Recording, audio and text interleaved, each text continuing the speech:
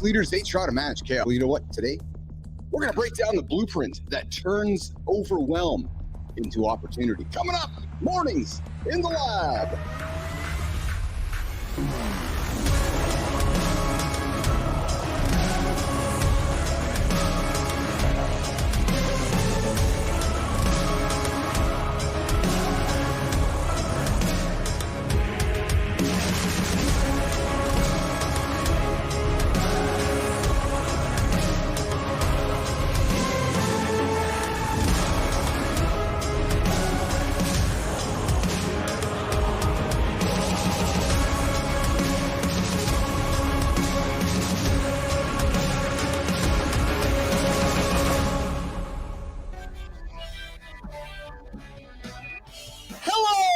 Good morning. What's going on, nation? Good morning. Mornings in the Lab with Keith and friends. This is the morning show. Welcome to Mornings in the Lab. Where? Yeah, we're average leaders. Yeah, those average leaders, they're over there. Those guys are over there. The average leaders expire and the exceptional performers thrive right here. I'm Keith Billis. I'm your host. I'm hunting. Hey, listen, if you're hunting for that gentle leadership advice, the stuff that makes you feel all soft and warm and fuzzy, go over there. Yeah, true story. Go over there. If you're looking for advice to get your ass out of bed to help you not hit the snooze button, I invite you to subscribe to the channel, like the channel, and welcome you to today's show. Before we dive in, quick heads up, this show is for adults or children who are used to hearing the F-bomb, the S-bomb, the B-bomb, any bomb that we drop here on the show. So I invite you to put the headphones in the room, the headphones on the kids, or walk the kids out of the room, because today is a show where we drop language that they just might be uncomfortable with, or you're going to have to increase the tip jar. Hey, listen, today we are going to expose the truth about leadership that nobody is talking about. Your morning routine. No, it's just about, listen, your morning routine is not just about you anymore. It's about everyone who depends on your performance, nation. And today, who I got with me here today is John Anderson and Richie Ingram, two guys who've mastered the art of turning pressure into power. Flynn's off being mom and Marty's off doing his thing. And I got some funny stuff to share with you guys a little bit later this morning. But hey, listen, we got someone here this morning in the green room who knows exactly what it takes to transform chaos. Oh yeah. Chaos into clarity. Cassie Adkins is joining us today, and she has no idea what the hell she has gotten herself into. Listen, when tech CEOs are facing their biggest challenge, managing teams, aligning leadership, maintaining morale, who do you know they call? Yeah, they don't call John. They don't call Richie. No, they call Cassie. They call Cassie. She doesn't just manage change. Nope. She engineers transformation. AJ Zeglin is going to drop by around the 45, 46-minute mark of the show. Our mind feel expert, the guy who helps our mental performance move forward. We got a great conversation coming up with him later this morning. Hey, but first, no month is in full swing. Look at the calendar. Yeah, it is November something. It's the month where you can say no, so you can say yes to your wildest dreams. Listen, you can't have both. You just can't have both. There's not enough room in your life to keep saying no to everything when you want to say yes to something quite substantial. The League of Business Athletes is live right now, not for dreamers, not for the everyday crowd, not for the basic. It's for 10 leaders who are ready to put in 100 days, 100 hours to get one result: success. How do I know? I've been there. True fucking story. If you're excited by this, I invite you to do the smart thing. Yeah, true. Follow, subscribe, hit that like button, because the next 2 hours, oh, baby, it's not just about managing teams, it's about engineering excellence. Listen, if you're looking for a fucking boring podcast, go find the boring podcast. Yeah, it's sitting on Apple Podcasts or Spotify. If you're looking for an entertaining show that helps you get your ass out of bed, this is the one you need to be on here. Mornings in the Lab with Keith and friends. Jimmy, I'm going to put my attention on this camera. We're going to bring in our crew. I really want to know what the hell John's wearing today. Oh, John's got the black on black with the red. Let's get them beret out of the way. Red beret and the fuck average t-shirt on there. And Richie, I'm not colorblind today, but you got the blue shirt on with the hoodie and the nice Johnny. He's got the nice shaved locks here today with the black headset. And of course, I got the black on black with the camouflage hat on. So actually, I know you guys can't see my hat. So Richie's a former veteran. Keith doesn't even have a fucking thing in his head. I can't see the top of Keith's head right now. I can see camouflage hat, brother. I think it says fit. Am I correct? Yes, thank you very much. Oh, Johnny can read today. And Johnny's brought the as soon as you tell me as soon as somebody tells me I can't, my superpower comes out. I know that about you. And you know what? Richie, I can fucking sleep today because Johnny brought the cigar to the stage. I need to go to the lab over here and go bring out my cannabis joint so I can bring my cannabis and Johnny can have his cigar. Richie's probably got the snuff chewed under his lip. Richie, you get the snuff under the lip there right now? I quit, man. Oh, look at that. Look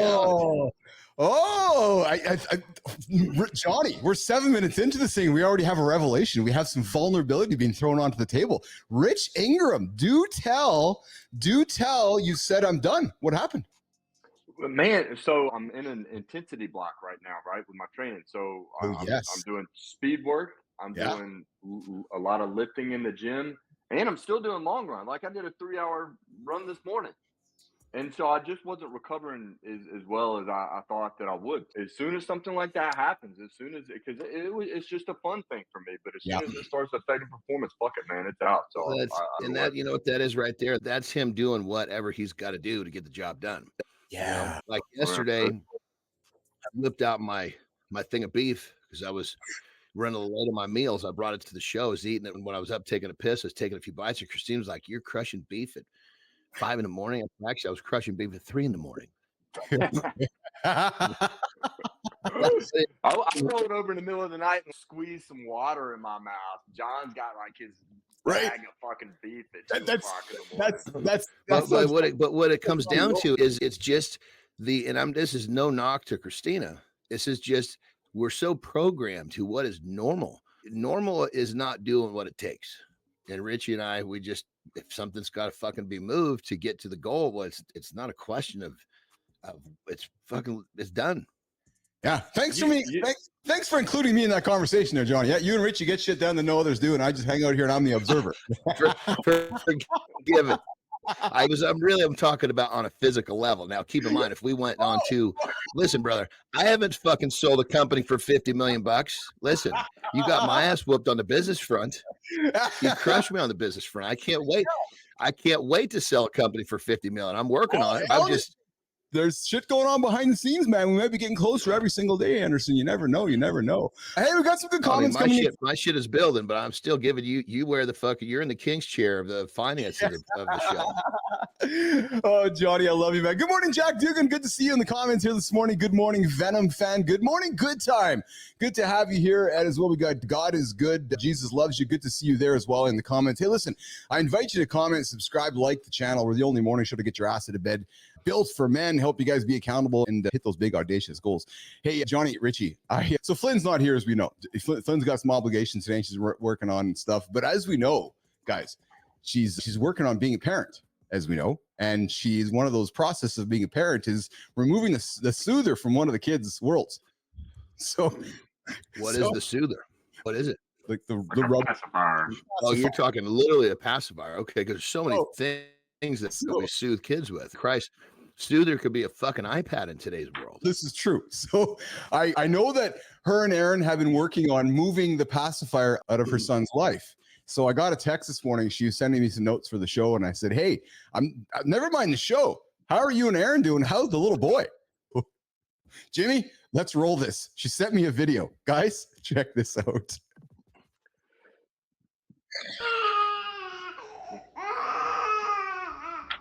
No. So those of you that are wondering where Christina Flynn is,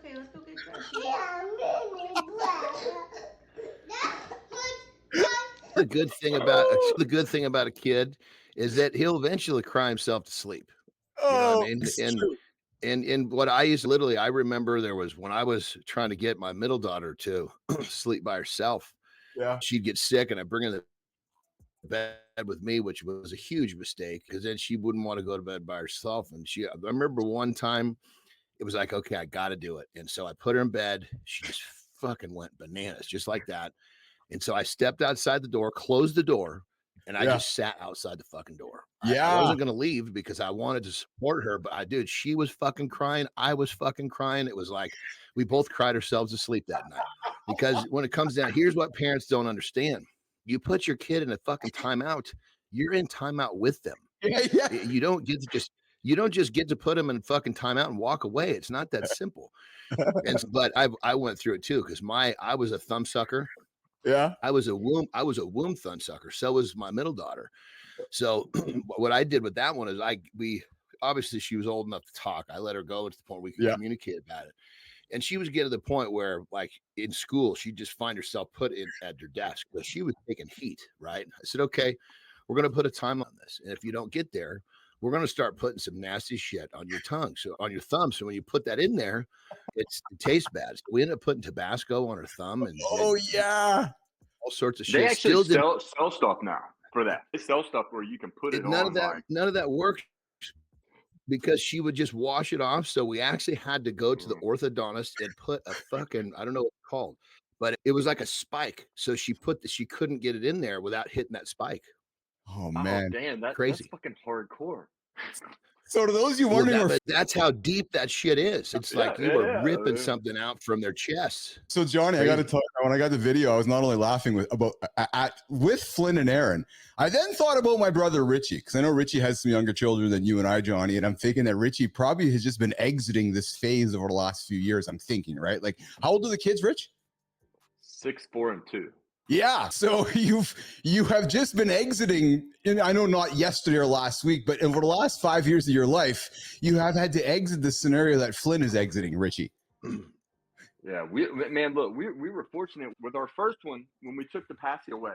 Yeah, we were so anxious about it. Like we had built up like it was going to be this big deal, and we had all these things that we could replace it with, and we said, one day it just wasn't in the crib, and Andy's whatever she called it, and we're like, hey, we're not going to use that anymore. She was like, okay, that was it. And then the third one didn't even use one. Like our son, he's the middle child. You just forget about them. I don't even remember. He probably still has one. I don't even fucking know. So funny. But yeah, ours were pretty simple, man. That's good. Good morning, Joe. What Christina's going through is real. Yeah. That's no fucking joke. That when a kid's getting rid of that soother, it's like pulling something out of their chest to them. She's going through something very real. I totally feel for her. Oh, yeah. Good morning, Jack Dugan. Good morning, Joe Fantana. Good to see you here, Joe. What's shaking, brother?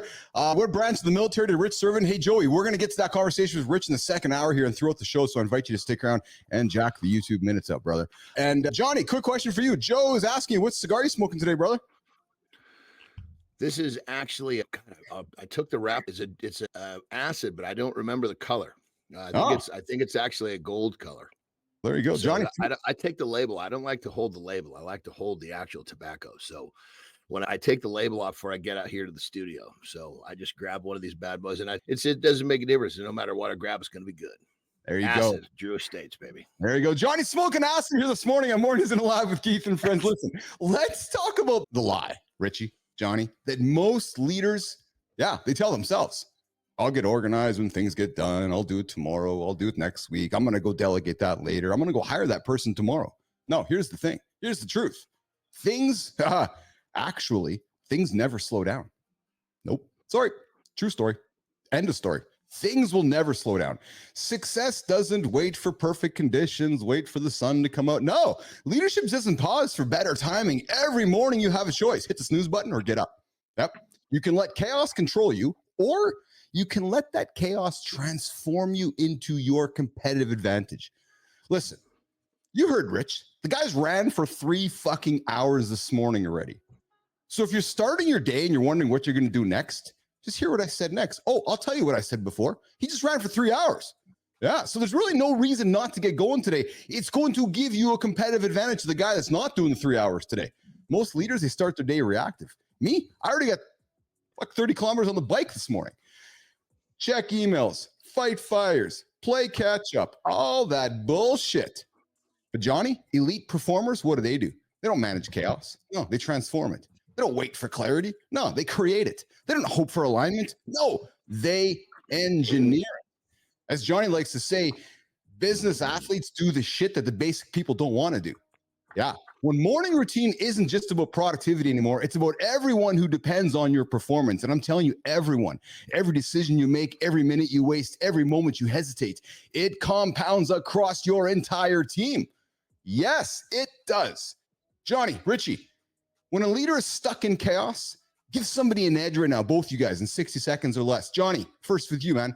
When a leader is starting his day right now, he's stuck in chaos. Where does he begin right now to unfuck things? John Anderson.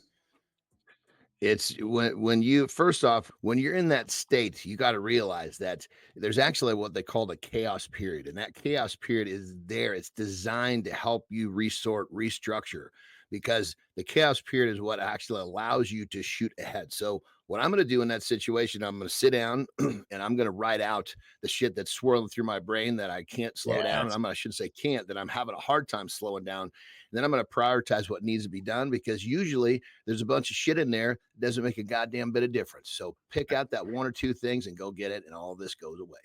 That's it. Keep it going, Richie. Keep that momentum going, brother. Give something for somebody right now. Give them something to hang on, brother. What got you going this morning, pal? Get it.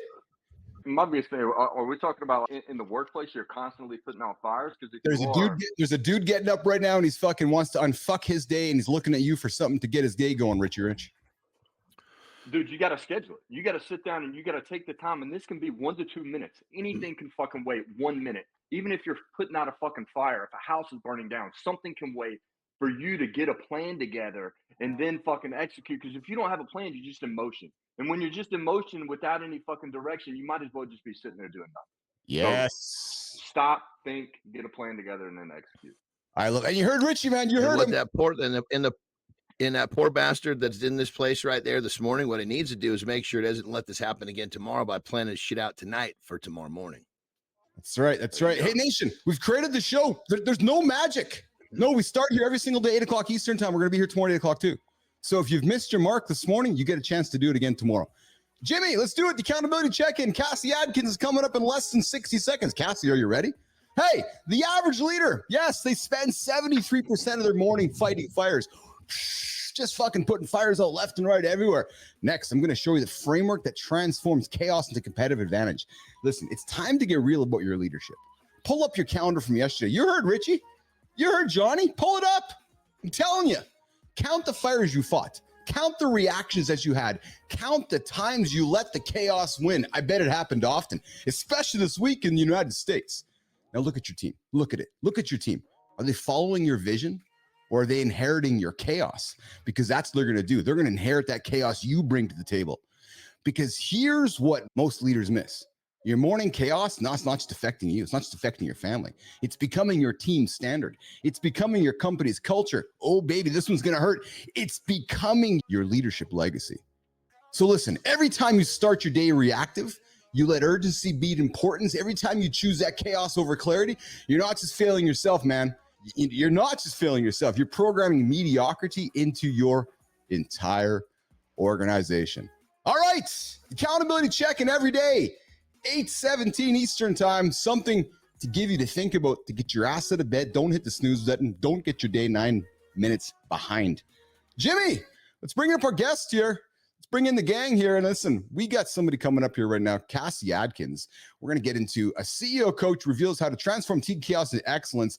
When tech entrepreneurs and CEOs are merging billion-dollar teams, they don't call Ghostbusters. Oh, bad joke. No, they call her. Yeah. Today, she's sharing the exact blueprint she uses to transform leadership chaos into organizational excellence. And it all starts in the first 90 minutes of your day. Cassie Adkins, welcome to Mornings in the Lab with Keith and Friends. Good morning. Good morning. Good morning, Cassie. How are you? I am a ball of anxiety. How are you? Oh, good. So what brings the ball of anxiety today? You have 3 brothers. You're hanging out with 3 brothers this morning. How are you? I know. That was not lost on me. Believe you me. So. Where are you joining us from today, Cassie? Where are you coming from today? I am in Virginia on 12 acres on a dead-end road in the middle of nowhere. Just how I like it. Oh, so nice. Sounds amazing. That does sound amazing. Yeah, long driveway kind of thing, middle of nowhere. Yeah, is that where it's at? Yeah, I grew up with 3 brothers on the side of a mountain, so that should tell everyone everything they need to know. And the plaid, that's probably a giveaway. Giving it all away. There you go. So Cassie, we have a question we like to ask every single guest here on the show.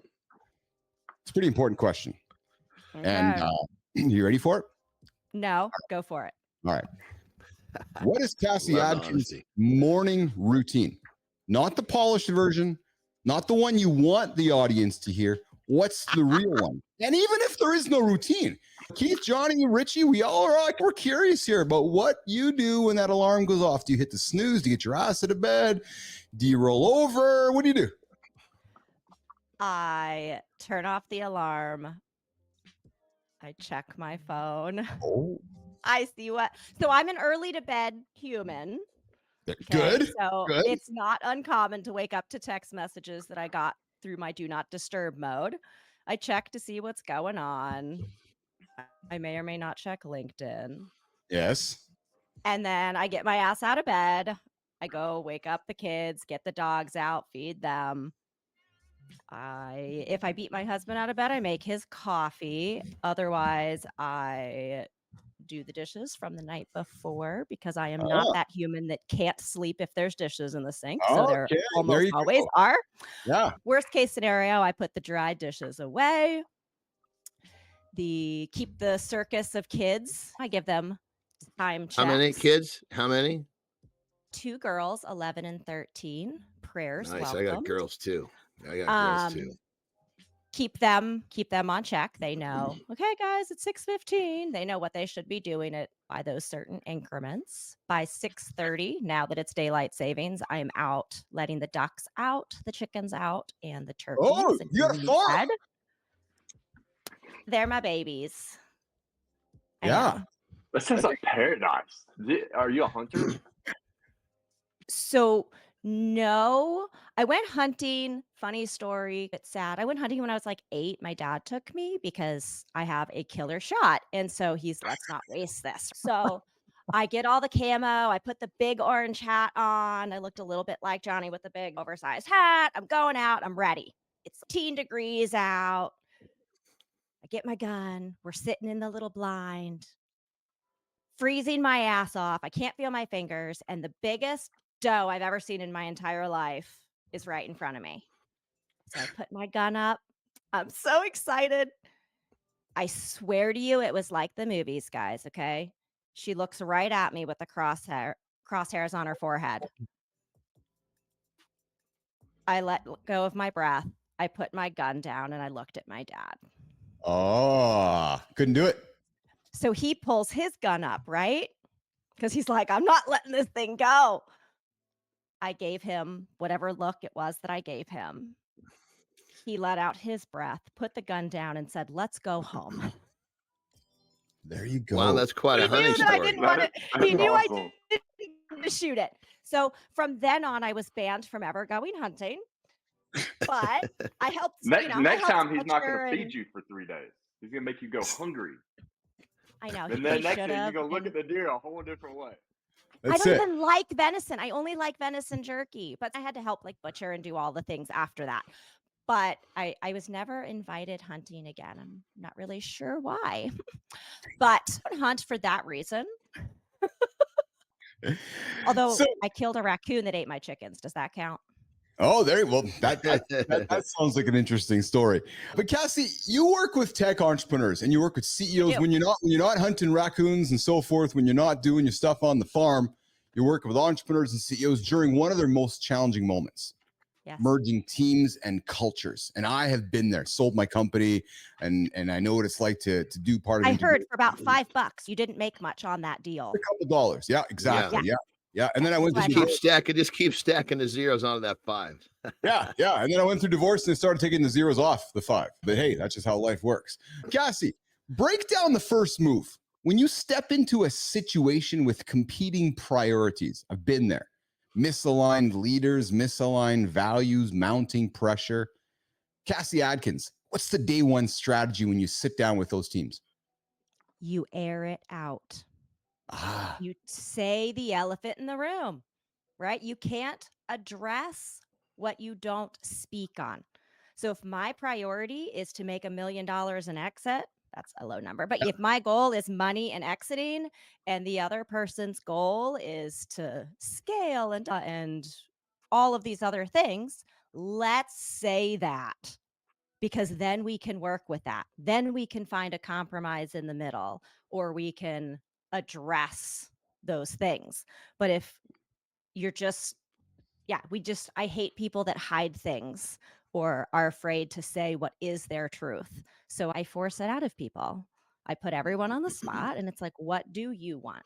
What do you like? And even at a team level, how a meeting is run, I make everyone air it out. What drives you nuts on a internal team meeting, guys? I hate people that are late. I hate people that are actively doing other work. I don't want a meeting before, my day starts, right? Let everyone know. And for me, I hate when people are late. Other people, they don't care when they show up. But if I don't like when people are late, guess what? We all bend to that and everyone shows up on time. Oh yeah. If one person doesn't like that people are then guess what? No one gets to do it. I like this because we got a couple guys here on the show. So Richie comes from the military. Johnny has spent time in wrestling dressing rooms, bodybuilding rooms, strongman rooms with different cultures and different men. And I'm curious to hear their points of view on this. But Cassie, it's interesting to hear you say this because I remember having a meeting with a fellow a few years back and I had never heard this before. He said, Keith, I want to have an assumptions meeting with you. I'm like, an assumptions meeting? He goes, yeah, because I have assumptions about you. You have assumptions about me. Let's sit down in a room together and let's just put them on the table. I was like, holy fuck, that's brilliant. So we did. Because he's, I don't know you. And I have these, like I judge a book. We all judge book by its cover. So we came to the room and we had what he calls an assumptions meeting. His first meeting with everybody he works with, he sits down and has an assumptions meeting to wipe out all assumptions with you and that person. Richie, you in the military, listen to some of the things Cassie has said, airing it all out, being part of units and so forth. Is that a common thing, Richie? Or is that, oh, fuck, I'm not airing shit out? It depends on the leader, but whenever I come into a situation where I have a new soldier that's reporting to me, whatever, the first thing we'll talk about is expectations, and I have it in writing. These are my expectations of you, and here's what your expectations of me should be. And then we have a discussion. It's a dialogue. It's not a one-way. It's not a one-way deal. And when we talk about meetings, yes, you have to set the culture for your own meeting. So I love what Cassie said. I don't give a shit when you show up. If I'm running the meeting, when I sit down in the chair, you better have a pen and paper out and ready to either brief me or us ready to fucking execute. Whatever. But yeah, I'm huge. I don't want to waste anybody's fucking time. And I love what Elon Musk says. He says, hey, look, he has set a culture of if you feel you're not getting anything out of this meeting, get up and leave. And that's completely the right thing to do. Like, nobody looks down to that. I agree. I love what Cassie said. I'm all about it. I want to join her team. Yeah. Johnny, so I know you've been in the independent space, Johnny, but listening to some of the things Cassie said, he says, what do you lean into, John, when you hear this?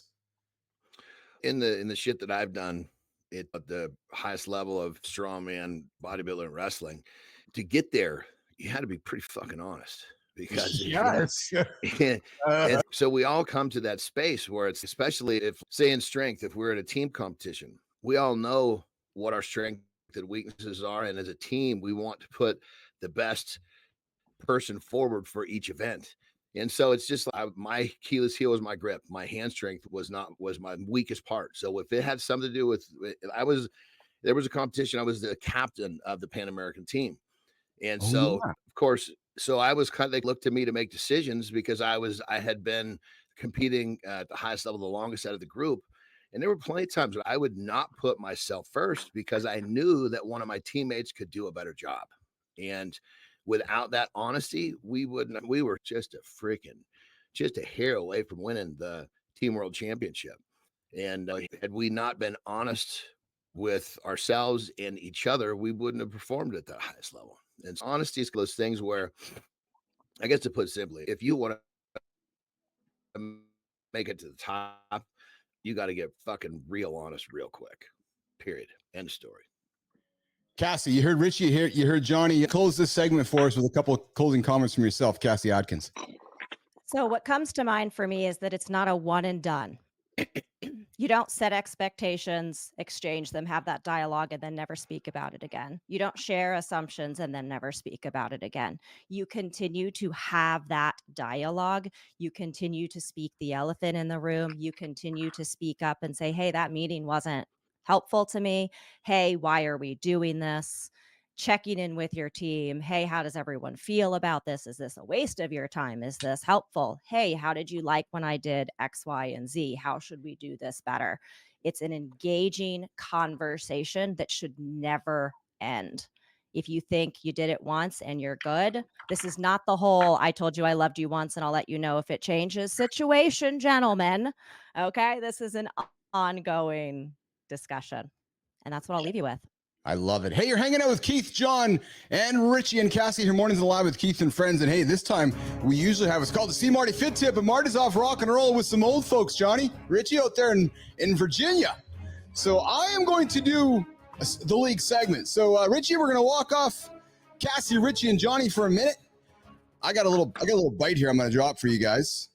Jimmy, you can walk these folks off the stage when you got a second here. Get rid of them, Jimmy. There you go. All right, so I got something I'm going to throw at you guys. It's called the League 100. And then so Jimmy, we're gonna walk off these two guys as well here. So there we go. Awesome. Okay, so listen. Usually we got to see Marty Fit Tip, and we created this break on the show so Johnny can go for a piss. That's exactly what we created. And now Richie's doing the same thing. But Marty's doing his thing. I got something for you guys that I want you guys to lean into. Fontana, you listening? Dugan, you listening? Nation, you listening? 100 men. 100 hours, one goal, success, life transformation. Listen, guys, when I was going through low points in my life, I adopted a new mindset, the business athlete mindset.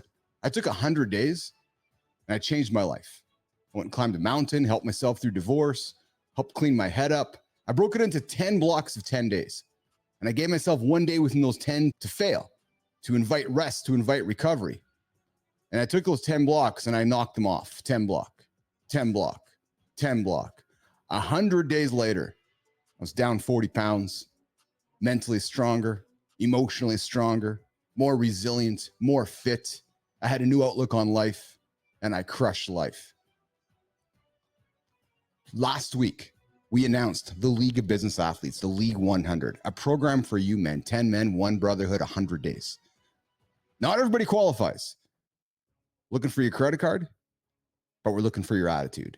So I invite you to check out the League of Business Athletes League 100, www.bappel.ai/will you qualify.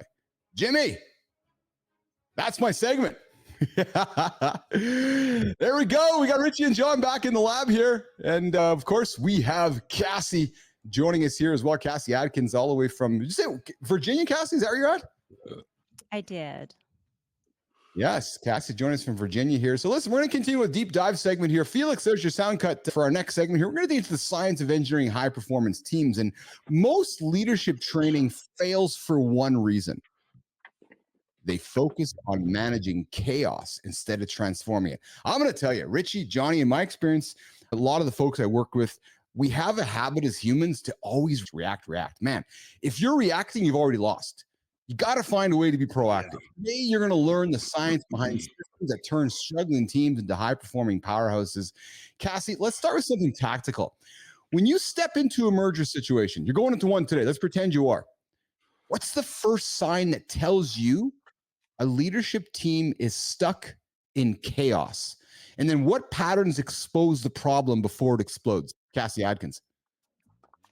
So as silly as this sounds, the tense in which they're talking, if they're talking about past tense, what happened yesterday, what they need, again, it's in that reactive state. It's so telling versus today we've got da-da-da going on, or we need to make sure we X, Y, and Z to be prepared for. So the words that they use and whether they're referencing the past, the present, or the future. Because like you said, if you're busy putting out fires, you're certainly not in the present, and you sure as hell aren't in the future. You cannot merge two companies and live in the past. You need to be able to live in the present and very much view the future. So you have to stay ahead. You have to be able to be present and aware. You can't stick your head in the sand. You can't just ignore things. And you have to learn from what you are reacting to, right? If you have there are going to be fires. So look at that fire and say, okay, how can I keep that fire from ever happening again? How can I be proactive so that's not a fire that I'm dealing with? Because every fire we're not dealing with allows us to be present and looking to the future. So this is great because this is tactical for both. I got a question actually for all three of you now, which is fantastic because I think this is a really good conversation to have. So Johnny was captain of a wrestling team and was captain. Richie was in the military. That was a strength team, not a wrestling team, for the record. Okay. Yeah. Okay. Just playing. Yeah. So Johnny, you got leadership teams. Richie, you got leadership teams. You got different cultures of coming together as a couple military units. Cassie's got a company over here, a company over here. Johnny's got guys over here, different cultures. The most important thing, those competing priorities. This is common. What's the system for turning that chaos into alignment? And actually, I'm going to start with you, Rich. So you got two military units coming together, and you can look at them and you're like, holy fuck, their priorities over here, their priorities over there. How do you bring them together, Richie? And then I'll throw the same question to you, Cassie. So I think the first thing you have to do is you have to build trust. And with me, so I was actually brought in to take over a unit that they were just awful. And so when I went into each of the subordinate units, they had no idea what their purpose was, what their mission was. And it was a very important mission. They were there to support the drawdown of troops in Iraq. This was in 2011. And they had no idea. If they fucked that up, then we were going to have to delay troops because they were the most southern point coming down. So what I did was I went in and built trust. And so once I did that, then I can say, hey, look, here's how important your specific job is. This is what you're doing. And so from that point forward, once I built trust and they knew how important their role was and what they were doing and how much it mattered, they could care less about what they thought their priority was. It now aligned with what mine was and the rest of the team. So that in my experience, that's how you do it. Cassie, it seems so obvious, so simple. So I'm going to layer onto that. Trust, after Cassie? you can get them to trust you, you have to get them to trust each other. Because once they realize that at the end of the day, we are all humans, we are all likely, there's overlap in the goals and priorities. Maybe the how is different, maybe the who, what, where, when, all of those details. But at the end of the day, we all want to be successful. We all have our own definition of that. But that desire to be successful, to achieve greatness, to be corny, like that unifies teams. And if you can get people to, again, air it out and speak on what would be successful, you can then start to see how similar people are instead of dissimilar. And when you're similar, you build that trust and you begin to be vulnerable and transparent. And when you respect and trust someone, like Rich said, you somewhat forget about your priorities and realize that there's something bigger that you're aiming for. And that allows you to go in a uniform direction. Johnny? Yeah. So it's, I guess, I like to boil shit down, make it simple. So it's a universal language that everybody, no matter where we're from, if we're trying to be successful, we all have to get into this. And it's the fact that there's a certain level of us being in the present, right? But it's an interesting combo because we have to be a little bit in the past and a little bit in the future, but not so much, because what we need is right here. But we have to be in the future enough to make sure that we're planning the next steps so the next bit of present goes smoothly. But we also have to get a little bit into the past to make sure that we learn from whatever mistakes we made. So there's you're just this little toggle. Yes. And when you keep everybody toggling right there, it unites people really fucking fast. And I think the key is that it's just the toggle. It's like to put it into a number or quantify. So you're never really more than, say, a half a step into the future, maybe 3/4 of a step into the future. So you can plan that next action or whatever it is. And you're never really more than about a half a step back into the past because you just far enough back to learn, not go back to dwell on what might not have worked. And so you just got to get that toggle down. And sometimes that toggle, if things are going really well, you might be taking a closer to almost a full step into the future and barely a little into the past because things are going so well moving forward. There's not much to look back to learn, but your toggle is based upon performance. And so you just got to understand that. And people get way too engaged in one side or the next. They lose the present. Now the whole thing blows up. Cassie, I can't help but think about Richie as Johnny's telling that story, because Richie is sitting with his team in Iraq and he's having to communicate with them what they need to think about over there, while at the same time remind themselves to stay safe and live today. And Richie, it really is that balance, isn't it, Rich? It's like you're having one side on each side of the line. So Cassie, when you hear John explain that, and there's a lot of truth to how he explained it, isn't it, Cassie? Yeah, and that toggle, we're gonna all go back to childhood for a minute. We all played on a seesaw. Yes. Okay, I had 3 brothers. We did a lot of seesaw. Now, it's all fun and games till someone gets hurt. Then it's just funny. But think about when you're on the seesaw, right? But who remembers, okay, picture yourself, you're on this seesaw. You don't weigh the same as the other person on the other side. So you've got to it's this game to find the perfect balance of where you need to be on the seesaw lever to achieve balance. And then you achieve it and you get so fucking excited that you've achieved it that you move and you lose it. And then you have to regain it, right?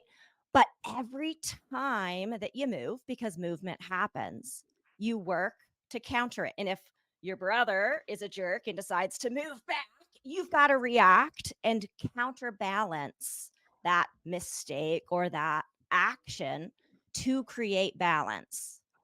And that's what I pictured the entire time you were talking, John. It's just this it's working totally a with seesaw. each other, working with each other to create that balance. Because, and again, much like you said, everybody has their strengths and weaknesses. There's going to be people on your team that are really good at executing. There's going to be people that are really good at the visionary piece. There's going to be people that function really well in the mornings. There's going to be people that are late night. Like, it is about finding how you balance on that seesaw together. And as things shift and change, everyone needs to likely shift.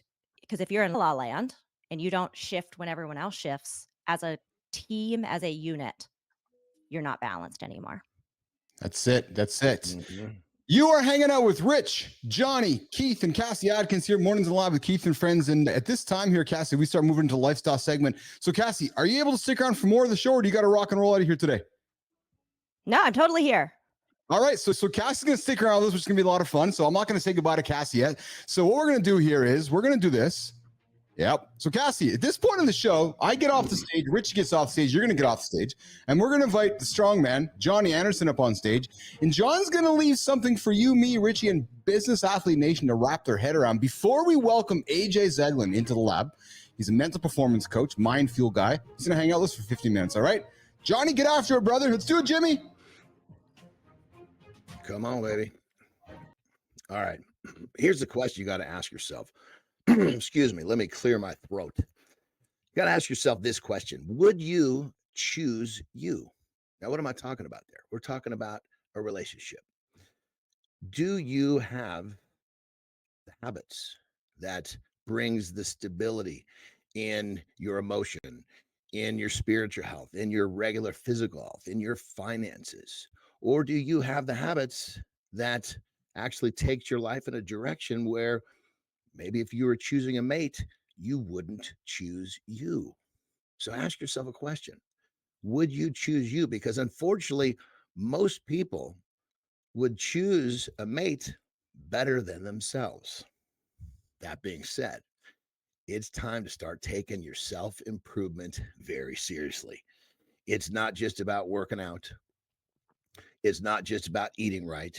It's about all areas of your life. It's time to start taking your self-improvement to the highest level, because if you wouldn't choose you, how do you expect that someone else will? Rock and roll. Stuff. Go look in the mirror, nation. Get out of bed. Go look in the mirror. Yeah. Richie, go look in the mirror. Cassie, go look in the mirror. Would you choose yourself? If you choose yourself, you're on the right track. If not, as Johnny said, I would invite you, and John would invite you to maybe have a look in the mirror again at yourself and ask yourself why you wouldn't choose yourself. It's a great question. Man, that's a great fucking question, John Anderson. All right. Hey, listen, we got this coming up here. Yes. The mind fuel guy, AJ Zeglin's joining us. Cassie, so AJ has worked with pro athletes, bunch of awesome human beings, celebrities, some of the greatest human beings on the planet, including myself. And he's helped us achieve some greatness. And AJ is joining us. He joins us every Tuesday and Thursday to talk about the power behind mental performance and helping us achieve our most audacious goals. And he's also a deep cheek builder. Let's not forget that. He's a deep cheek builder. He's a builder of deep cheeks. Yes, he is. And Cassie, we invite you when the show's over. Oh, you're hanging out with us this morning. We invite you to Google deep cheeks, and you might see all you need to know about that this morning. But we got AJ joining us here this morning. And AJ, Cassie has 3 brothers. And I said to you this morning when I was texting, I said, hey, when we do the show this morning, why don't we talk about some common themes that men come to talk to AJ Zeglin about when they're like, ring, ring. Yeah, hey, I'm Joe, AJ, yeah. I need some help. What are guys most commonly, what's the most common reason men are coming knocking on your door these days, AJ, to say, I need to talk about stuff? AJ Zeglin. Yeah, I would say there's a couple. Obviously, each person is their own individual case, but I would say most commonly one would be anxiety, just about everything going on in their life. General anxiety, AJ, just trying to find a way to control it. And I interrupt you because we talk about it often. We do on this show. You start your day and you're like, I'm anxious. Yeah. So it would be anxiety. Everyone's going to be coming from their own background. Some of these people are high performers in business. Some of them are high performers in sport. Some of them, because we all have some type of performance aspect in our life that we want to do well at, right? Yes. We want to perform well at our job. We want to perform well as a father, as a husband, as a friend, as a family member. We want to perform well in our sport or whatever our endeavor is. There is a performance aspect to everything, right? Interesting.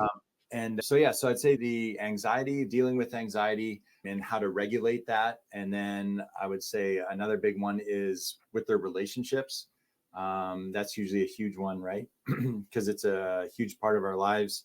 And it's one that a lot of men really struggle with just because our culture hasn't done a great job, obviously, over the years when we've been growing up to support men that are trying to navigate their relationships, right? Yes. There's a certain amount of kind of bravado or whatever you want to say, like attached to it, where you're just supposed to suck it up. You're just supposed to not talk about your feelings. You're just supposed to, when that type of thing, obviously, eventually there's an accumulation of that over the years and it weighs on you. And then all of a sudden you're in a relationship and you want it to be great and you want to bring your best to the relationship. But now you're in a place where you don't know how because you haven't been communicating openly and honestly. You've been making assumptions. You haven't always been bringing your best. You now are in a spot where you're taking everything really personally, and it all just accumulates. So those are probably the 2 biggest things and how they're managing their stress and anxiety and then with their relationships. Is it getting easier, AJ, for men to talk about anxiety? Are you finding maybe this is a generational thing? But I'm really curious about this because this is great because we talk about it all the time. I know yesterday, Johnny himself was maybe battling some of the stuff in the brain. I battle stuff in the brain every now and then. We talk about what Richie does, and it's and John thing, man. It's an everyday thing. Yeah. So AJ, is it a generational thing or how would you describe that, AJ? Yeah, I hope it's getting better. That's the goal. Yes. Right. That's why I have to think that you guys do what you guys do here every day just to make it better. And I think just the way that our society operates, everything is one extreme or the other. And we often forget that 2 things can be true at the same time. I could talk about how I'm feeling and I could still be tough, or I can still be a man, and we often think that it's one or the other. So, okay, Keith's talking about his feelings today on how something has him really stressed out. I guess you got to go turn in your man card, Keith, and you're never in. And great timing this week, especially because we know the conversation happened all over the world, especially in America. It's if you voted one or you voted the other, you must not be tough. You must be something soft. And that's what's unfortunate, isn't it, AJ? Because you can be both. And you know what? And I love this, AJ, because Cassie has 3 brothers. Yeah. Cassie, as you're hearing AJ talk, you're hanging out with a bunch of men right now. What are you hearing AJ say, Cassie? Thank you for what you're doing with the male population, AJ, to show up and let men be both vulnerable and men is so important. Especially like with my worldview, I grew up on a mountain. We were shooting guns, we were hunting, we were fishing, we were chopping wood, we were doing all of those things. And I grew up as one of the guys, but like my dad is probably like the manliest man there is, right? The full beard and the burly, Yes. whole nine. My oldest brother is not that man. Right? We always grew up making fun of him because he was the black sheep. He was the black sheep, not because he did anything wrong, but because he was Metro, right? He cared what his hair looked like. He wanted to wear the Tommy Hilfiger pants, and he wanted to drive the Eclipse instead of a truck. And, because it was different, it was like, oh, and there's still, he's totally embraced it at this point. It's like, oh, the gay brother. He's not gay, guys. He's just Metro. He's got a kid. Like, he is straight. He likes his hair gel and his cologne. But we're finally in a world where you can do your hair and wear cologne and like care. He literally spends more time getting ready in the morning than I do. But it's never been like, I grew up a tomboy. That was fine. Nobody judged me where people would judge him and say, oh, there must be something wrong with you because you want to do your hair. Nobody said, Cassie, you didn't even brush your hair. What's wrong with you? So it's so refreshing to hear that this dichotomous thinking of this or this is being addressed, and that and absolutely exists because it is true. And I got to jump in there real quick. When it comes down to it, I think what a man really strives to do is truly own himself, be unapologetic for who he is. Because I got called Metro when I was younger too. I used to take a lot of pride in my hair and how I looked, and my brothers and even friends would say, "Oh, you're Metro." Fuck yes, I am. Yeah. Okay. Well, if you're going to say something to hurt me, shoot where it hurts. Come on. Is that all you got? I don't give a shit what you say. Yes, I love you and you love me, but because you have a title for the way that I present myself, that's supposed to fuck me up. Come on, man. Jesus Christ.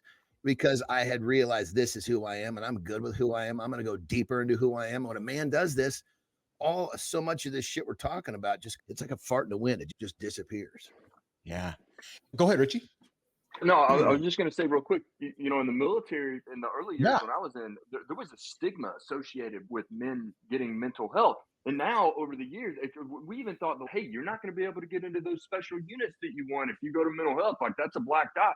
But now we've seen that it helps performance, and we've changed the name multiple times. And so it goes back to what we were talking about earlier. At the end of the day, we know that getting help in mental health is going to affect positively our performance. So if you want to do what you got to do to fucking succeed, dude, who gives a fuck about the stigma? We know that there's a positive association with it. So we're going to do what we got to do to be successful. I got goosebumps from that, Richie, because you come from the background of the military. Johnny comes from a highly masculine world of wrestling and bodybuilding and strength. And then my buddy AJ, who again comes from a masculine world of athletics and professional sports. And Zeglin, you and I have talked over the years that there's no way you're going to perform if this is out of sorts, right? So back to the original question, right, AJ? I'm coming into you and saying I'm anxious. And I got to think the first question you're saying is, Keith, what's making you anxious? Is that really what it is? Yeah, 100%. What's going on? And you know what? Let's not ignore it, right? The goal is not to ignore it, right? Like, the goal is not to not feel anything. We sometimes think it is, right? Like, the goal is not to be a robot and not feel anything. It is to feel it, be aware of what you're feeling, and then how do we regulate it? Because we got to perform, right? So, or we got to perform, or we got to bring our best to that day. So it's that, hey, I'm aware of this tension, this anxiousness, this nervousness, this stress. Okay, cool. This is how it's making me feel. Awesome. Now I take one of my tools out of my toolbox. This is how I regulate it. This is how I manage it. And then I go on and performing at my best, right? Because if you don't, there's someone out there that is not managing or regulating it effectively. Rich was just saying, you put those two people in a situation, in a competitive situation, if it's in business, if it's in sport, if it's in his military background, that person that's able to regulate their emotions, they're going to stay in that sweet spot where they could just be a high performer, right? They're never letting their emotions or that stress get the best of them. So they got to be aware of it, acknowledge it, regulate it, and then perform.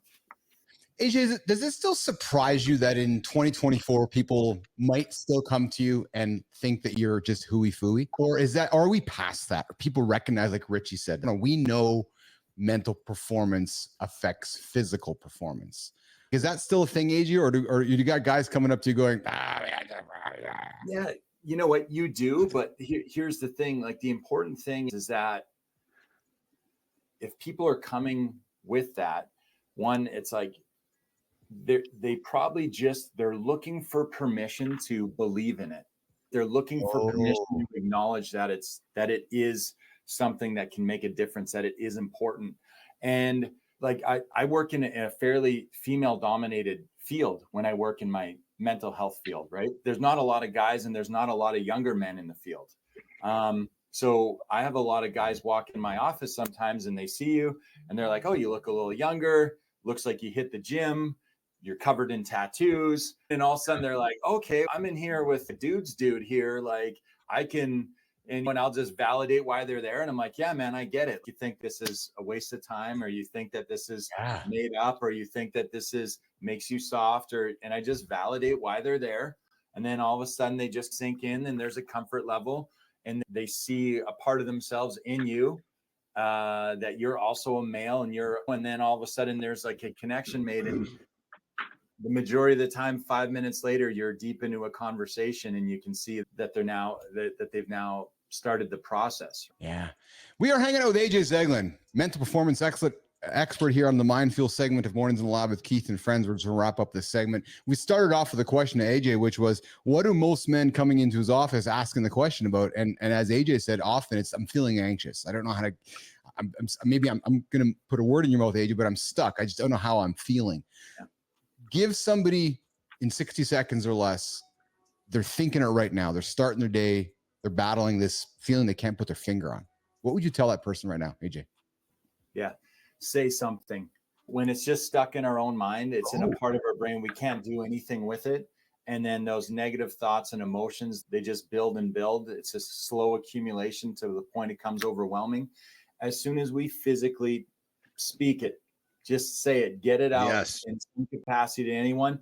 All of a sudden, now that those negative emotions, it moves to a different part of our brain. And now we're like, hey, this is challenging, but this is a solvable problem. I'm in problem solving mode now, right?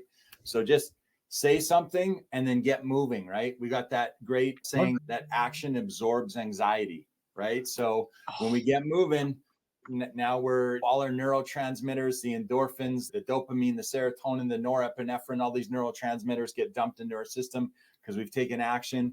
That's how our body helps regulate that stress internally, right? So say something and then get up and move. And it's a good first step. That is actionable advice from AJ Zeglin here this morning on the Mind Fuel segment. Gentlemen, if you're waking up, starting your day right now, I see you. I've been there. Johnny's been there. Richie's been there. AJ's been there. Cassie's been there. You're feeling like you got this feeling you don't know what you should do. You heard AJ. Go say something. Maybe go talk to your AI. Go maybe journal. But get it off your brain. And then the other thing we got to do, AJ, right, is get moving. Right? Movement creates momentum. Action. What is it, AJ? Action removes anxiety? Action absorbs anxiety. Oh, I like that. I like that a lot. All right, listen, you can find AJ Zeglin on LinkedIn, on Instagram. You can find him. Come connect with me in the lab. If you're looking for some help with what's happening up here, I invite you to go connect with AJ Zeglin. And AJ, before you leave, man, Jack Dugan, who I've told you about, is a big fan of our show here. Mental health's a real thing. No shame in seeking health. And he also pumps in and says, the services AJ provides are so valuable. If men can be courageous and honest, we can get some real help and make us better. And AJ, as Jack is on a journey, down 40 pounds, hanging out with us every single morning. Exactly. Hanging out with us every single morning. And we love Jack's commitment to himself, most importantly, and also commitment to hanging out with us here on the show as well here. All right, Zeglin, you have a good day, buddy. You got a big day planned ahead of you here today? I got a busy day in the gym, man. And then I got a whole bunch of people in the clinic in the afternoon. So yeah, I'm excited about my day. Awesome. You have a good one, pal. We'll see you on Thank Tuesday. You, AJ. Take care, AJ. Thanks, guys. Great to see everybody. Nice to meet you, Cassie. The chief of Mind Fuel, AJ Zeglin. And hey, right now we usually do what we call personal brand with Christina Flynn, but she's out. Oh, you guys all want to know where Christina is? Here, let's do this. Yeah, There's Christina right now. Christina's dealing with that right now this morning. So Christina Flynn is busy being a mom right now. That's your brand bite. We are here, the second hour, Mornings Alive with Keith and Friends, the Morning Loop Reloaded. And Cassie, this is bagpipes. Usually we put the kilts on, and you're a house of brothers, man. I'm just thinking maybe Dad and all the boys had kilts on. Yeah, we got kilts are hanging out here on the live here this morning. And I have a segment, considering what we just came out of. Morning Loop Reloaded. I got a topic that's going to be awesome. 25 men reveal the things they truly enjoy that are considered to be unmasculine. And I'm telling you, it's going to be eye-opening. And with Cassie on stage here with us, three brothers, Johnny and Richie. Richie comes from the world of the military. Johnny comes from the world of bodybuilding and strength and wrestling. And I got to think, masculinity is everywhere. We're going to talk right now about a number of things that men reveal that apparently society might think is unmasculine. And the first one on this list. Real quick, brother, hold on. I just got to jump in. That's the fucking problem right there, is they're worried about what society thinks. So if you want to fucking do something and you enjoy it, who gives a shit? I say all the time, I'm a fucking woman trapped in a man's body, goddammit. You want to call me a bitch? Go right ahead. That's why I love having you here. I like to do some fucking fruity shit, and you're gonna tell me it's fruity, and I'll say yes, you're right. Get the fuck out of my way so I can keep doing it, dude. So I grew up that term Metro too, right? And so Cassie, Richie, Johnny, I grew up so dad, uncles, and brothers, probably very similar to your dad, Cassie, right? Blue collar and I was in the kitchen baking cookies with my mom. Right, I was worried about my hair. I was worried about new kids on the block. I wasn't worried about the shit happening out on the mountainside. So I can relate to the Metro stuff. But guys, here's the first one. All right. What people think is unmasculine? Number one, skincare. Oh, you take care of your skin. Oh, fuck yeah.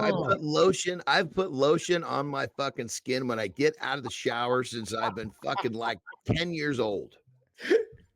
Well, that's why you look so handsome. That's why you look so handsome, my friend.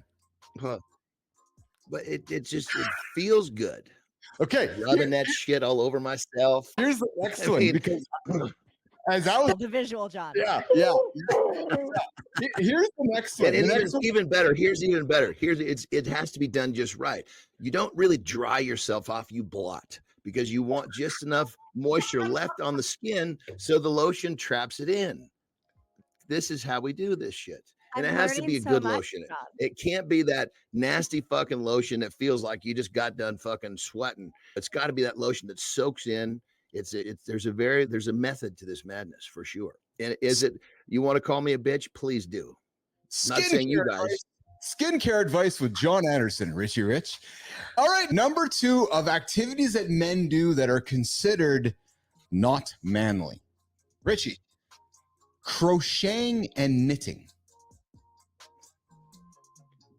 I was taught that by my fucking grandma when I was probably 9 years old. And I was a crocheting motherfucker. I just ran at a time. When sports came along, I found myself playing Little League rather than fucking. I used to go to my grandma's house. We would do that shit watching Days of Our Lives. It's a soap opera. Yes. Yeah. Came on right before All My Children. Yes, Richie. My dad worked a lot, so I spent a lot of time with my mom, and she'd have to go to whatever the crochet sewing store is. And the only way she could get me to behave was she would let me pick out my little, it has a wooden circle, and you put your thing on there, and it's color coded. Yeah. And you have your thread, and then it was perfect because I was a good kid. I behaved because I got something. And then when we got home, all I was doing was trying to sew it was like putting a puzzle together. But it was just needlepoint, really. Yeah. So she was onto something. And so throw sewing right in the whole fucking thing. I can sew with my hand. I can sew with a fucking machine. Come on, maybe. Richie, you had to sew. Yeah, yes. Okay. All right. This is so Cassie commenting on this. The woman full of brothers here. Are we down the right track right now, Cassie? I think it's hilarious. John, I love you. I know. You know, if I ever need a third husband, I'll let you know. But it makes me think of my Metro brother, right? The older one. He doesn't know how to sew, ironically. Art crafts kind of stuff that other men. He's missing out, man. He's missing out. He paid my 13-year-old daughter $10 a button to sew pants on, like buttons on his pants. And I'm hoping he never finds this because he'll figure out how simple it is to sew on a button and realize that he got totally scammed out of $40 for about 5 minutes worth of work. Hey, we're talking about different things that men reveal that society thinks that are not masculine. Next real quick, do we need to skip down the list to get to something that actually is going to be that one of us hasn't been doing our whole lives, or is this okay? Yeah, maybe I will. Okay, here, let me find one here for you. How about man? So the funny thing, I'm in tune with all of these, and I'm suspecting you guys are as well. But this is good. This is good because it's just showing men that it's okay to do whatever the hell you want with your feminine side. And we all have male and female living in us. You embrace the female side of you is the question. Women love feminine energy. Oh, there you go. There you go. It's a thing, guys. There you go. You macho men that are listening, that are ignoring your feminine side, you're probably single. All right. Next one. Growing flowers, gardening. Now that seems masculine to me. I don't know if that's very soft. Like growing flowers, like Richie, looking at you, brothers. Is that something you think is okay for men to do? Growing flowers? Yeah, fuck yeah, man. When you talk about like that is one of the most like meditation is a way to practice mindfulness, but so is gardening, dude. I got to tell you, I don't know. I rented a house in college, and I asked the landlord, I was like, "Hey, can I strip out all these nasty fucking bushes?" I was 20 years old.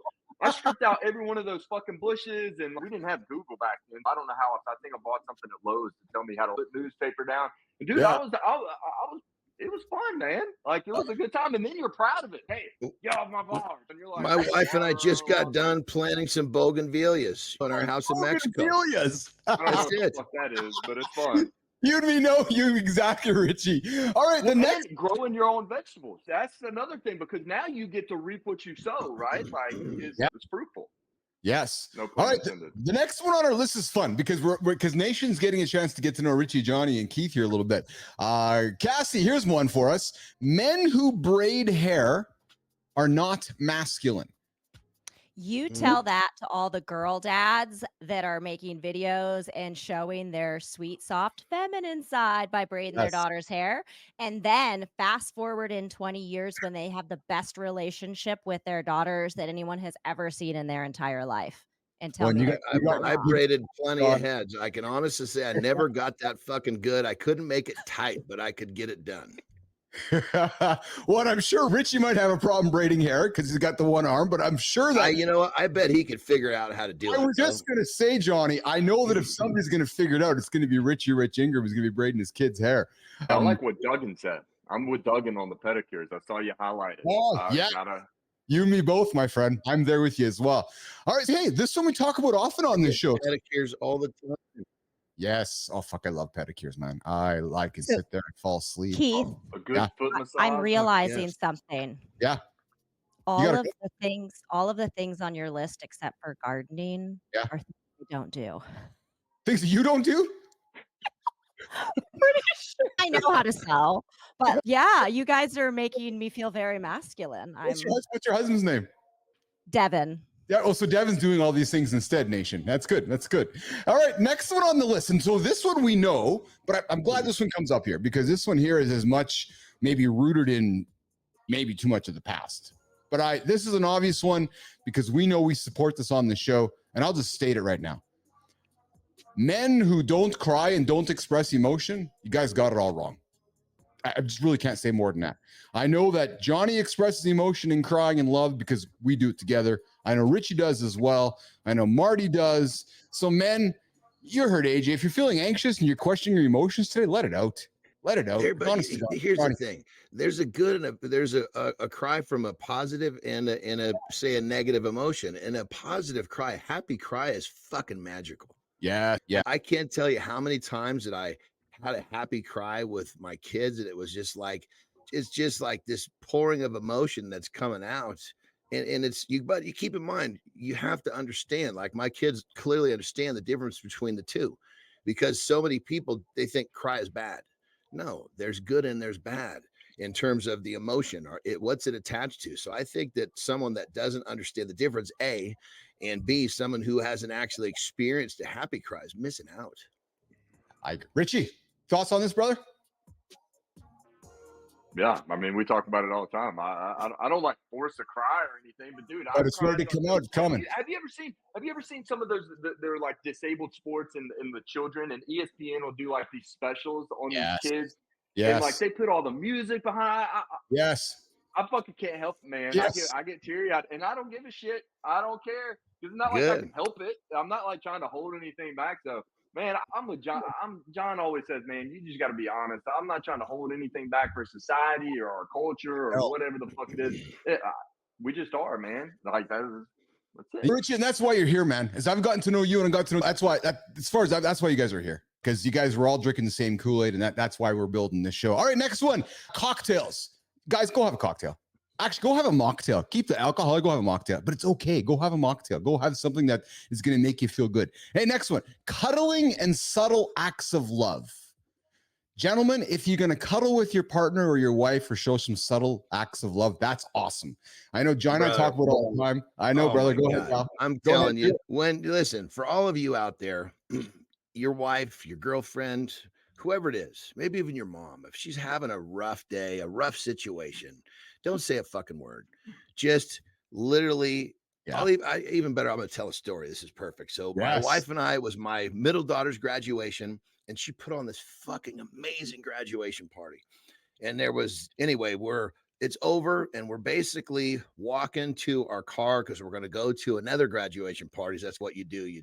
Everybody comes to one party, you go to the next one. And she was just like exhaling. I could feel her emotion. So we're walking across the street, and we're jaywalking. That's me. A lot of times I'll just fucking run to the middle. And so we're in the median, right? And cars are fucking going. And she's all stressed out for the party, stressed out right there. So I just fucking grabbed her, and we just started dancing right in the middle of the street. Right? Just took it all away. Gave her a fucking dip right in front of all the fucking cars.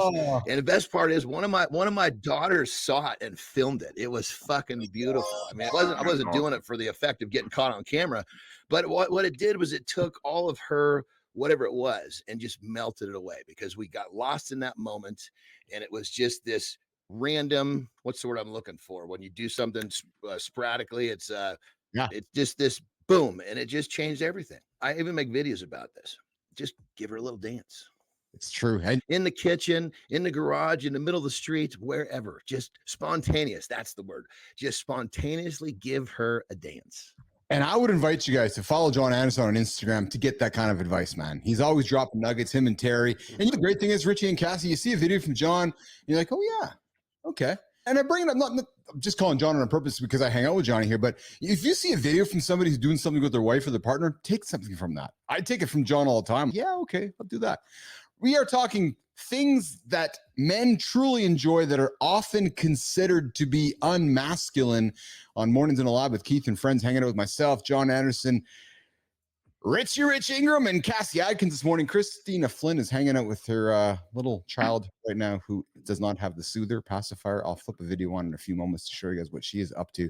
But hey, the next one here on the list, and here's what we're going to do, Jimmy. We're going to wrap the segment up in about 2 minutes, and then we are going to continue. We're going to throw an AMA on stage with Rich Ingram. So if you guys tuning in right now, wondering who Rich is, Rich has been joining the show. He's on the show here, spending more time with us. He's a fucking superhero. Yeah, Richie Rich is a superhero. So we're going to spend some time just throwing him on the, just going to throw a bunch of AMAs at him. But hey, next one, guys, poetry. People still judge men who are poets, who like to create poetry for their lovely bride. I love words. I love poetry. John Anderson, talk to you about poetry. For me, poetry is just trying to make some shit rhyme, but it doesn't make a difference. It's just, she knows that I put the effort into writing this poem.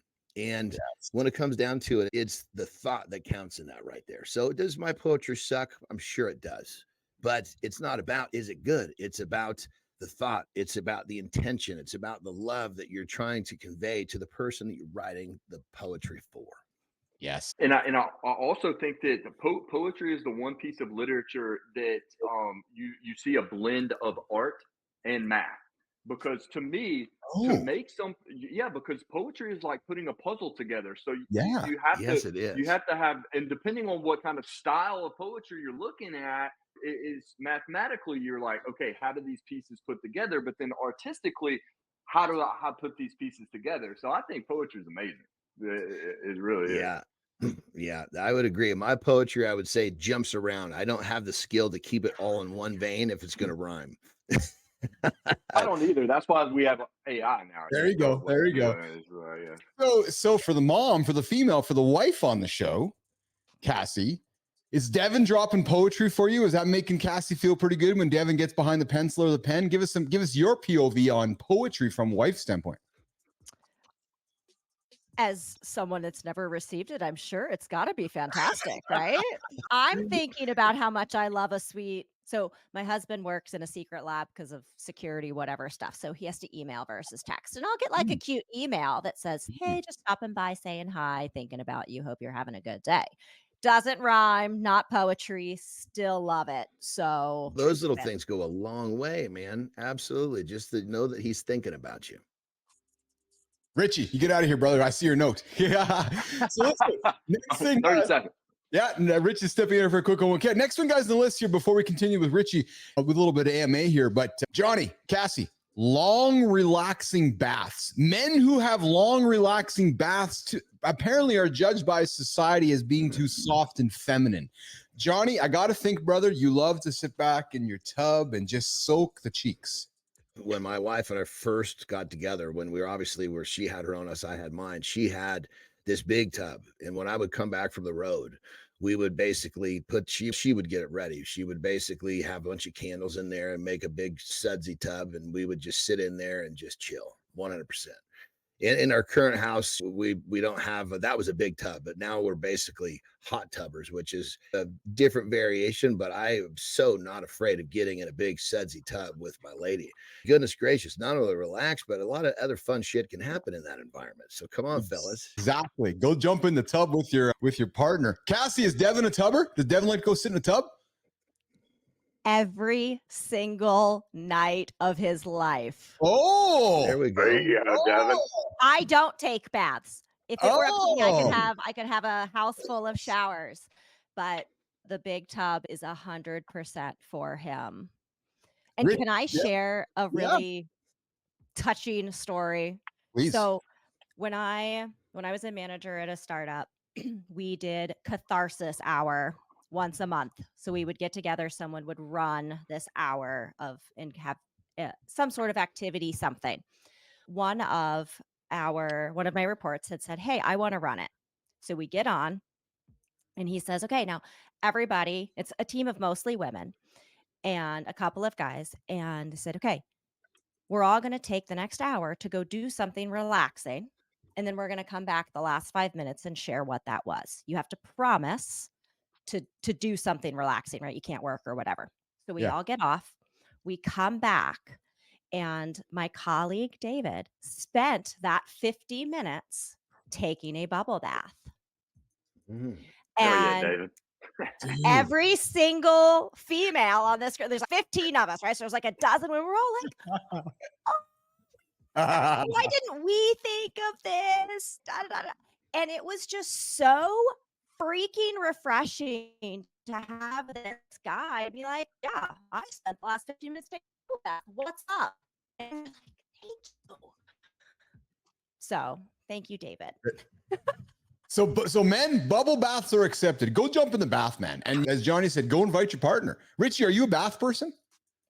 Yeah, I was in the bathroom, so I grabbed this. I heard y'all talking. But again, a lot of the things that are on this list, I do for performance, right? Yes. Like I'm not creaming my body up with lotions because I want to look great or anything, which I think I'm no judgment. But I have these fucking calluses on my feet, dude, that if I don't, my feet just fucking crack, you know? So it's like I do all this stuff and it's like, oh, Metro motherfucker. Like, I guess I don't fucking know. But like, well, Richie, it's great. Don't worry, brother. I'll own the other side. I'll lotion up because it feels good. Hey, look. That's it. No judgment. I don't care. Yeah. With the good lotion. Yeah. Hey, they invented lubricant. When you're not totally dry, you got to dab dry, then put these. You want the skin to still have the moisture on it, so the lotion traps the moisture inside. That's right. They did invent Lubriderm for a reason. There's a reason for Lubriderm. There absolutely is. And I'm telling you, Cassie, you've missed some of the conversations where we've had. Putting Lubriderm on. You're not fucking putting that shit on my body. Let me tell you what, brother. That's fucking low rent lotion right there. He's apothecary only. I can't even touch that one. I'm not gonna touch. You shouldn't. No, we could cut this up, Jimmy, with what is Uncle Keith touching when it comes to John Anderson, but Walk away, Keith. Walk away. All right. So listen, this whole segment's gone off the rails here, and here's my goal. My goal here is we're gonna take a number of minutes here. I'm looking at yes, Jimmy, we have gone overtime in the segment. That's okay. So here's what we're gonna do. We're gonna reset up this last 5 minutes of this segment, and what I want to do is this: we're gonna put Richie on stage. We're gonna do a rapid fire. Cassie's got a question for Richie. Johnny's got a question for Richie. Billis has got a question for Richie. And then we're going to see how much time we have left before we work towards wrapping it up and go to the Creator Spotlight and Community Corner. So, Cassie Adkins. I gotta be at her roughly at 6:30, brother. So you got a fairly tight with that. So then, you go first. Johnny, you start a pound. Question for Richie, brother. Hot seat. When did you cut off that amazing Rico Suave hairdo? When I was running in 110 degree heat with 80 something degree or 80 something whatever humidity in the middle of Austin, Texas, it was hurting my performance. I was doing everything I could throughout Copenhagen, fucking shave my body, whatever I needed to do to make shit happen to increase performance. That was it, man. Did you do it in the race or prior to the race? Prior to the race, because it's all about training, man. I was up about 10,000 feet for the race, but I'm going it out again because y'all made me feel bad. But I also just missed. I missed. Yeah, baby. Yeah, baby. The other thing that I missed is eating a big egg hamburger and having that fried egg just all over my beard, so I can just smell it the rest of the day. Yeah. Well, here's what we're gonna do. Once you get that hairdo back, we're gonna get a wig for me, and we're gonna Rico together one day. Yes. Oh man, I would love it. I love it. Cassie, before I come to you, Johnny, I know you got a rock and roll, brother. Highlight for you on today's show, pal.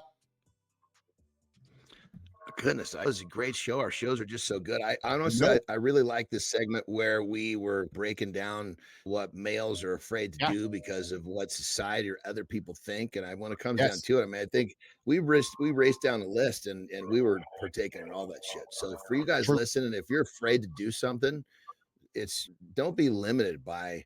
Don't let yourself be limited by other people's small-mindedness. That's what it is. Who gives a shit what people think? You be you and own that shit. That's what it is. All right, Johnny Anderson's getting on with his day. He's got a big day ahead of him. Anderson, you go have a good day, pal. John. See you, man. Right on. Pleasure to meet you, Cassie. Thank you. Good to see you, Anderson. All right, pal. Hey, Jen Laughlin, I see you here in the comments. Reacting is our default unless we teach ourselves something different. Awareness is how it's done. Good to hear you, and good to see you in the comments here, Jen. So, Richie, I got a question for you, my friend, before we wrap it up here. So, Jack Dugan and some of our listeners right now don't know who Richie is. So, Rich, let's back it up right from the kind of the first moment. You are a United States what? Navy, Army, Marines, what were you? What are you? And what did you do in Iraq? Richie. Okay, so I started off while I was in college. I was in the National Guard, and so my National Guard unit, while I was enlisted, deployed to Iraq in 2005. And so I was a battalion scout. That meant that my platoon was eyes and ears. We were doing reconnaissance, sniper, we call them LPOPs, listening posts, observation posts for our combat arms battalion. And that's when I lost my arm. It was in an area known as the Triangle of Death, southwest of Baghdad. So I was forced to retire and then started getting into the sports. And I said, man, fuck you guys. I want to go back in. I'm not staying out. Some things happened. I came back in as an active duty Army officer. I was an engineer officer. And so I served 3 more tours between Iraq and Afghanistan. So I did everything from combat engineer, from doing route clearance, like looking for bombs and stuff in Iraq, to horizontal engineering, so building roads, patching up roads. So I was responsible, basically I was a program manager, and each of the platoons were project managers, and so I managed them.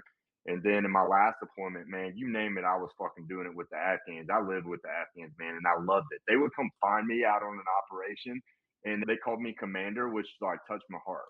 Yeah, that last deployment, man, I was pulling me. I'll never forget. Me and a first one, we found this IED, and we're like, man, because I started blowing shit as a captain, blowing shit myself because it takes your explosive ordnance guys so long to fucking get there. You could be sitting there all day. So I was like, man, fuck this. You guys, I told the infantry guy, you get me some fucking C4, I'll take care of all this shit.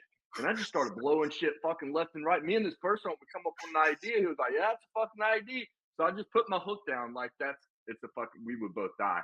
And I just pulled this motherfucker up out of the ground. I was like, all right, we got it. C4, boom. I could say that now, but we have been in a lot of fuck ton of trouble if they knew what was going on back then. But yeah, man, we were fucking shit up. I had the time of my life, and to all the soldiers that are out there, man, I salute you. There's no more honorable profession than what you guys do. I agree. And Cassie, before I throw the question to you, and I'm going to use the word, I met Richie on my show, Cassie Live in the Lab. We had a chat, I don't know, 6-8 months ago, and I fell in love with the guy. I did. I couldn't forget our conversation.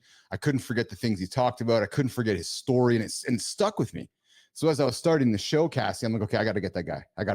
So as I was starting it, building up the platform, and then I was like, hey, Richie, I want you to come hang out with us, man. Because if you start your day and you have no reason to be inspired, like honestly, and I'm gonna tell you something, Cassie, that moved me. So Richie shows up back in America after he loses his arm. He's in the hospital. I hope I'm doing the story justice, Richie. And he's recognized that life's going to be different. Richie's a big fly fisherman, loves fly fishing. Mom comes to the hospital. We heard Richie's mom's boy. If I can say that, Richie loves mom. I love my mom. Cassie, what does Richie's mom bring him? A fishing rod. Exactly. And you know what? This guy has an edge over you and I because he enters a room like MacGyver, looking to solve problems that you and I can't even see. It's fucking brilliant, man. Like I'm telling, I get goosebumps because this guy makes me better because so when I hear stories about like the things that Rich does, and I want to talk about Rich because Jack Dugan is here looking for inspiration. We got Good Time Adam is here. There's folks that are tuning in right now that or they're looking to start their day and they don't know how to get their day started. You've heard Cassie's story, you heard John's story, you heard Richie's story. I got a little bit of a story. Like, fuck, man, if you can't be inspired by Rich Ingram's story, like, you gotta just go fucking turn the channel off. Go somewhere else. Honest to God. Cassie, what do you hear when you hear Richie tell his story? And what's the question you would have for Rich Ingram this morning? When I hear your story, I'm beyond grateful and inspired.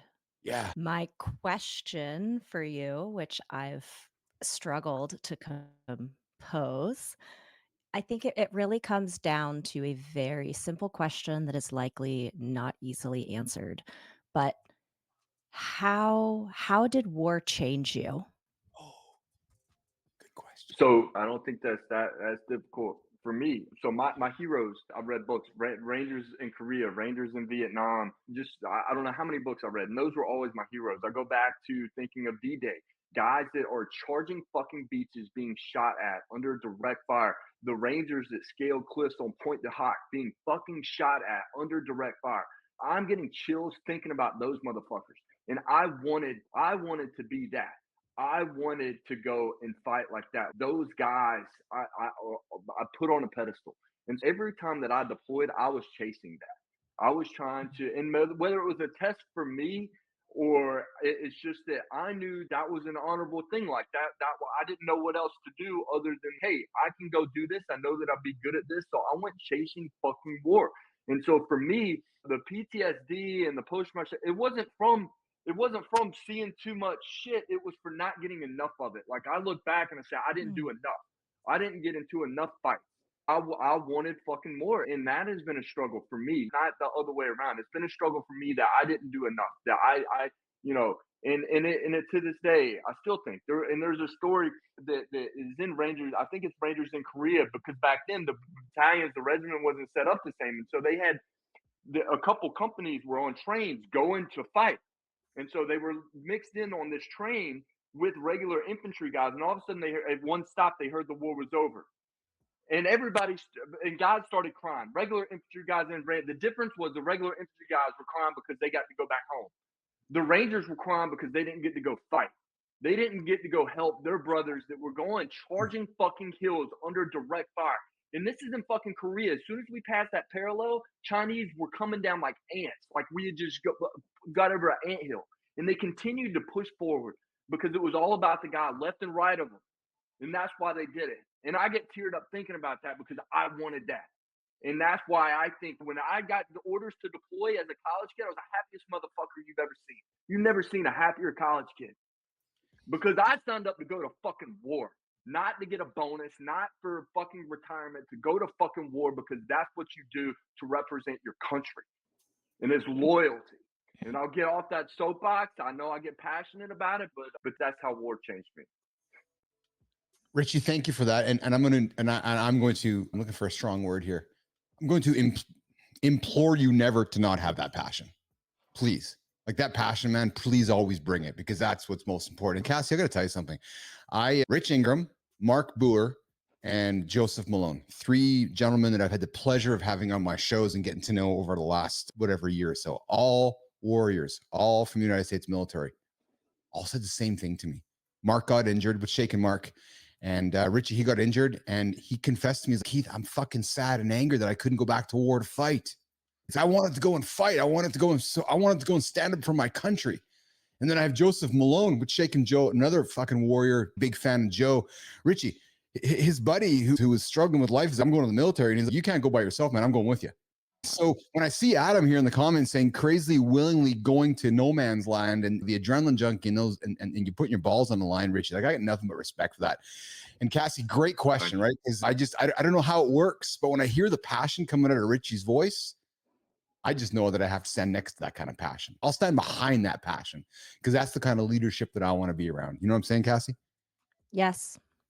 Yes. Yeah. Leadership is only as valuable as the people willing to follow you. And if no one's following you, you're not a leader. That's right.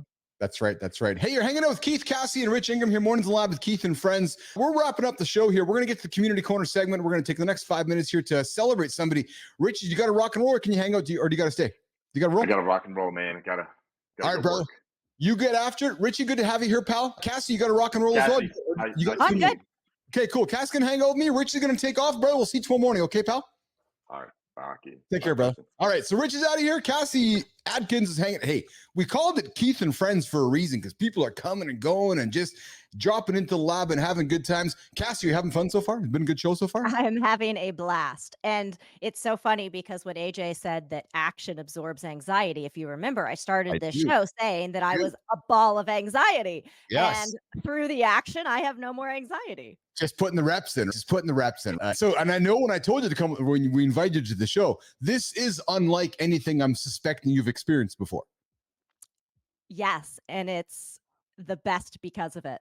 Awesome. Okay, let's keep going here. So this part of the show. So Jimmy, producer Jimmy, who's on the buttons, Cassie. So right now around this time of the show, even though we're running behind, we do what we call the creator spotlight. We take somebody over on LinkedIn and we take the big old Mornings in the Lab light, like to do, and take the light and shine it on them and then celebrate that person like a motherfucker. Yeah. And then usually we surprise them because they have no idea we're about to celebrate them and create content for them and put it on the platform. So today, we're going to feature a fitness marketing strategist. Now, Cassie, this creator is helping fitness professionals tap into the booming over 50 market. Fuck, I wonder who that is. A powerful yet often overlooked demographic. Yeah, I'm 52. True story. Yeah. Oh, yeah. An advocate for active agers, this creator has expertise and focus. He helps fitness pros better position themselves to reach the over 50 audience and grow their business. He's the founder of Active Age Marketing. Through his company, he delivers tailored branding and marketing strategies to help fitness pros connect with this thriving market. Today's Creator Spotlight from Mornings in the Lab with Keith and Friends, and today specifically Keith and Cassie, is Jimmy. Drum roll, please. Yeah, good job, Cassie. It is Craig McBreen. Yes, Craig.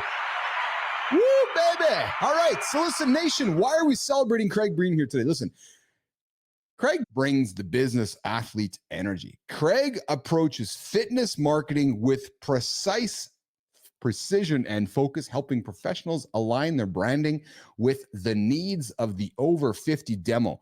He's transforming an overlooked market. He shines a light on the potential of active ages. Good term, Craig. Great term. And helps fitness pros capture the attention of this growing and ready to invest audience. He inspires strategic growth. Craig, through active age marketing, he equips fitness professionals with the tools and strategies they need to stand out, tell compelling stories, and win more business. Listen, I invite you to connect with Craig on LinkedIn to learn more about him and his work. And Craig, listen, man, I want to hear from you. We're here to celebrate you, but there might be somebody in your orbit you want to celebrate on the Creator Spotlight. So I invite you to come hang out with us on Mornings in the Lab with Keith and friends. But Cassie, check this out, man. So Craig is over in Fort Collins, Colorado. He's all about active age marketing, like I said, to over 50 professionals. The dude looks like he's jacked himself. And as we always joke about on the show, if you're picking a trainer, you want to pick a trainer that look like you want to look like. So clearly, Craig has done he might have lifted a few weights in his life and living a pretty healthy lifestyle.